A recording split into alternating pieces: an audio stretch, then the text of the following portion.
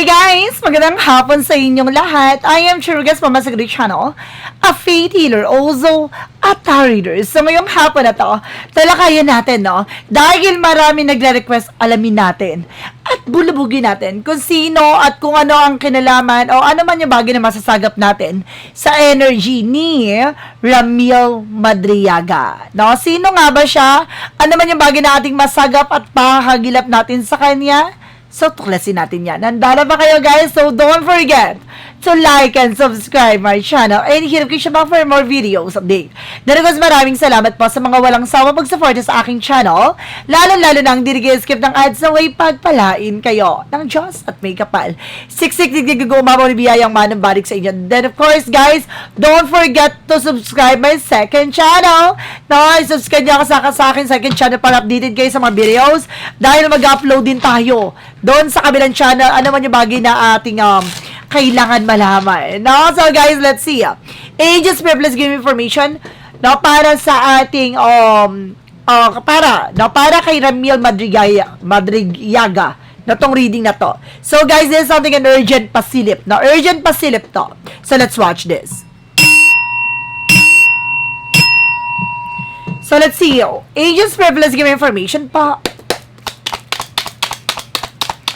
Ano man yung bagay na masasagap natin, ito na yan.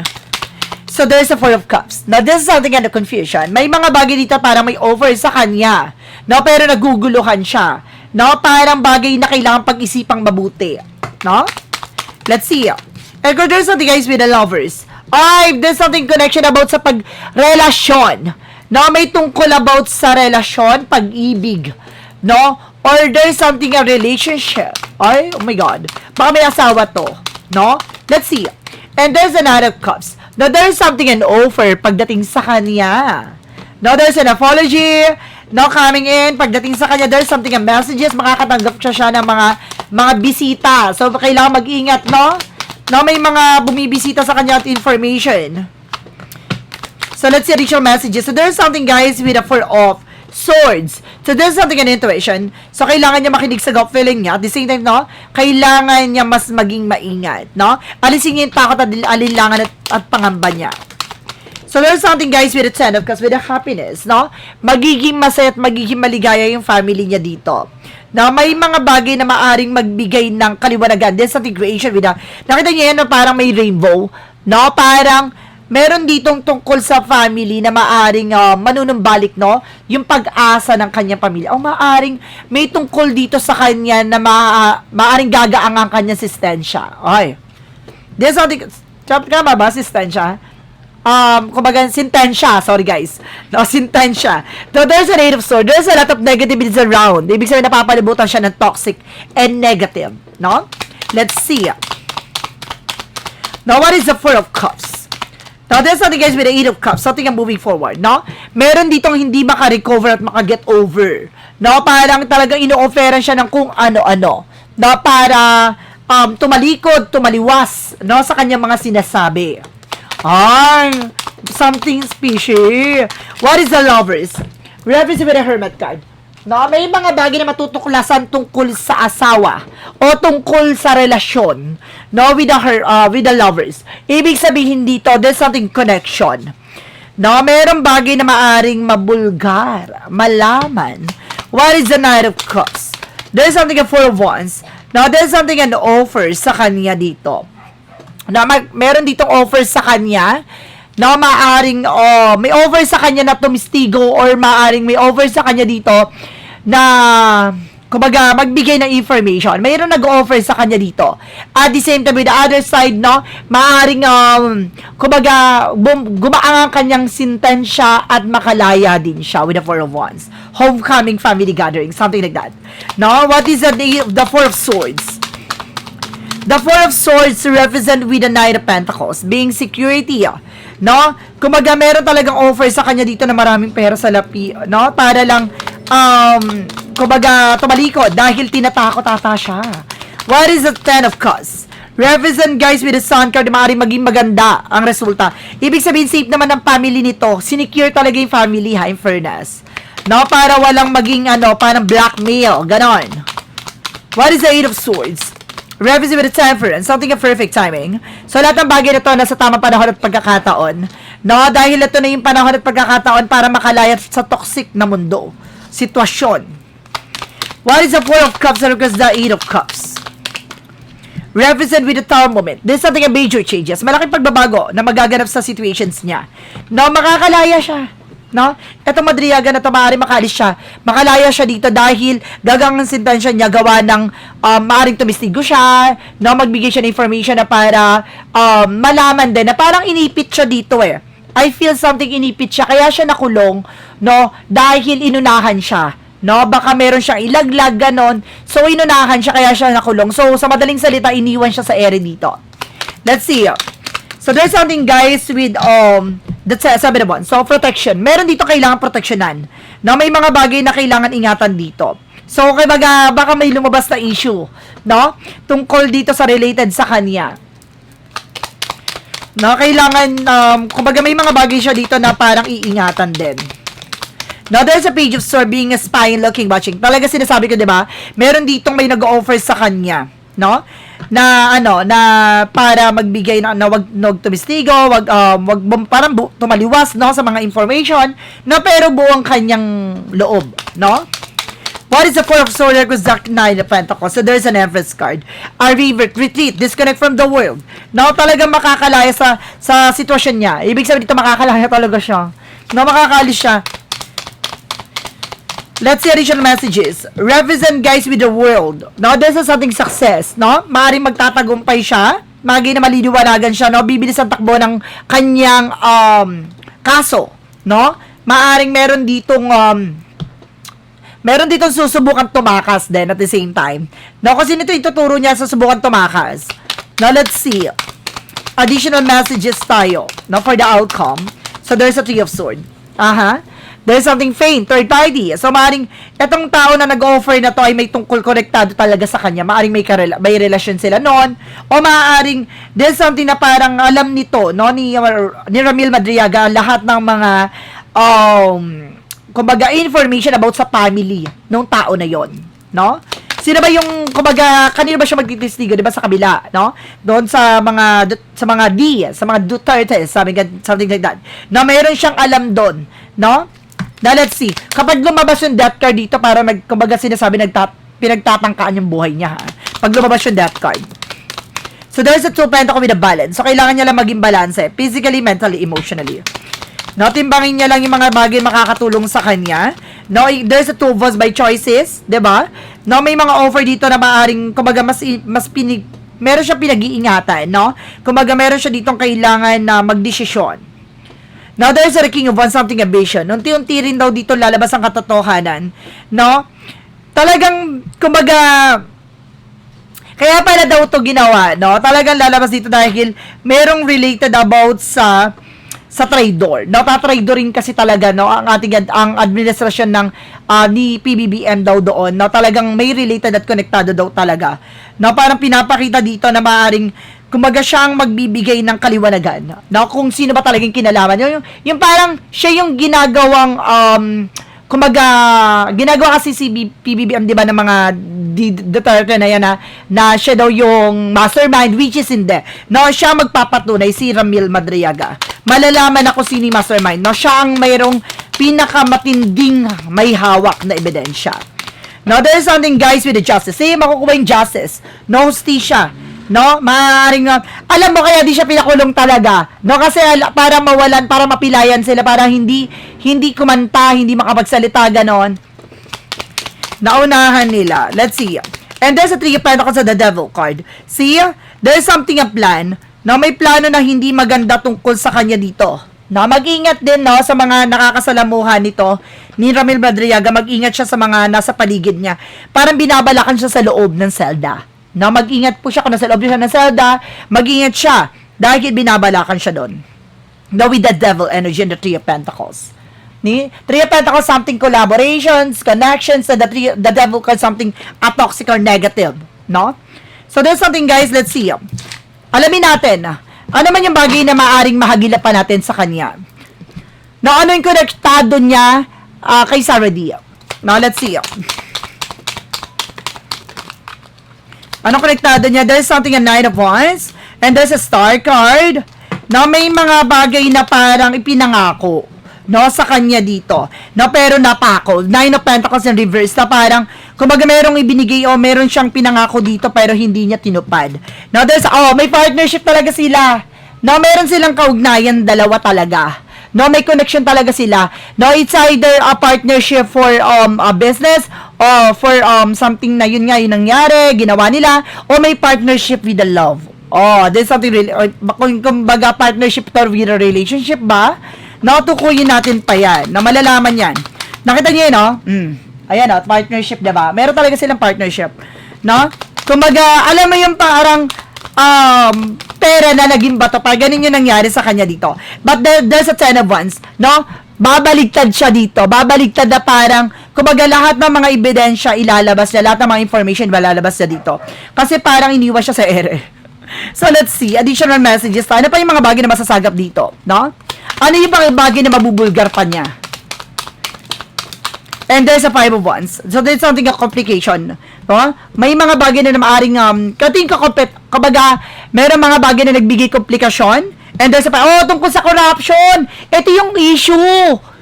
Ibig sabihin yung family letter, family D is something na sila yung head ng corruption. Oy, no, yung flight control issue. No, with the Five of Pentacles. See? Diba? Sa kanya yung susi, na kaya madriyaga yung susi, nakita yung susi. Nasa kanya kung bubuksan niya para malaman at matumbok kung sino tong mga may kinalaman. Or, spicy! Additional messages. And there's a Five of Cups, something disappointment. 555, nakita niya yan? 555 represents something changes. Na mababago na. No, ang ikot ng eksena. And there's an Ace of Pentacles. Diba? May tungkol about sa pera. Pera. Kumbaga meron ditong tungkol sa pera, may pinanggalingan talaga. May ugat na eh. Ibig sabihin, malalim na, matagal na tong ginagawa nila. Ano kaya yun? Now, there's a sinkhole. Na merong butas dito. No? Na naglalaman ng tinatago nilang salapi. Ay, ano kaya yun? Nasa ilalim ng lupa. Ay. At siyang nakakaalam. No? Kaya pala, siya yung pinaka-head ng eksena. Ito, siya yung pinaka, parang mata. No? Ito si na parang siya yung lalabas ng mga information. Siya pala talaga ang pinaka-bagman. Let's see. So, additional messages pa tayo.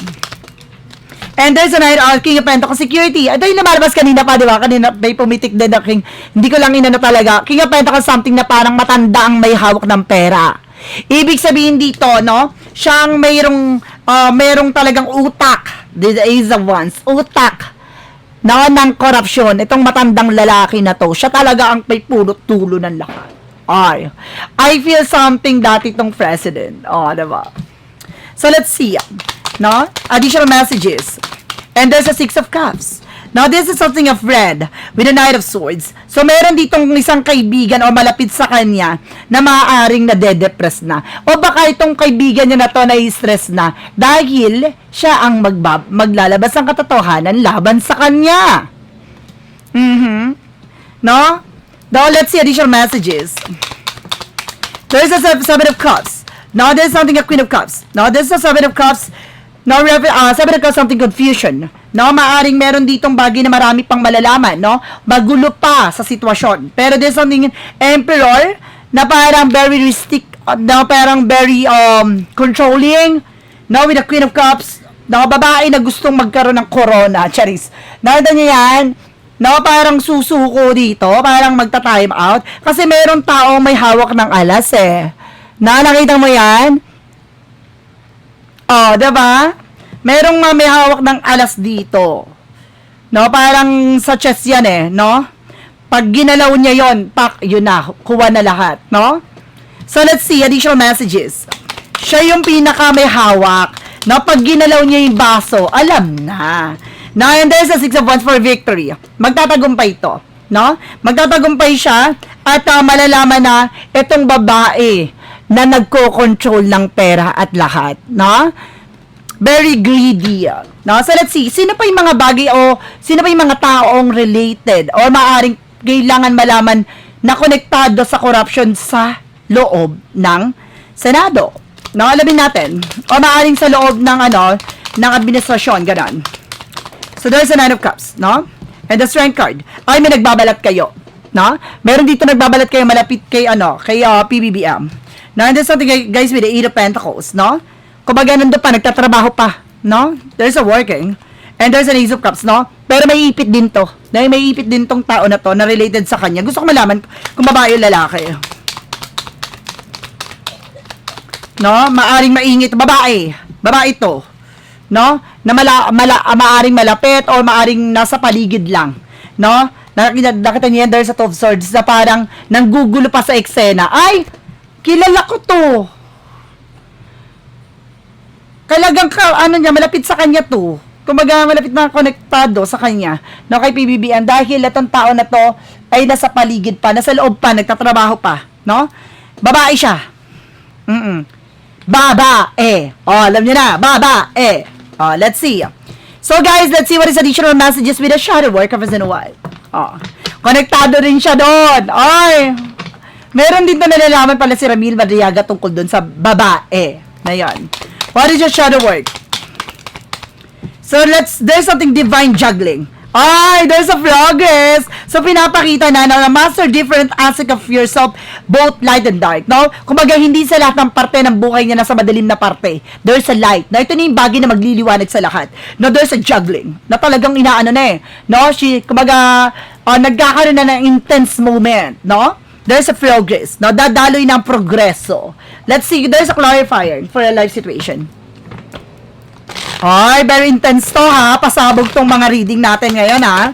Ang tagal ko nawala na-miss nyo ba ako? Charis. Let's see. Comment down below guys ha. Kasi para kasing nanlalambot na kayo. Anyway, let's see. And there's something growth potential. Ay, embrace change to unlock your full potential for to flourish. No, talaga pinapakita dito, no?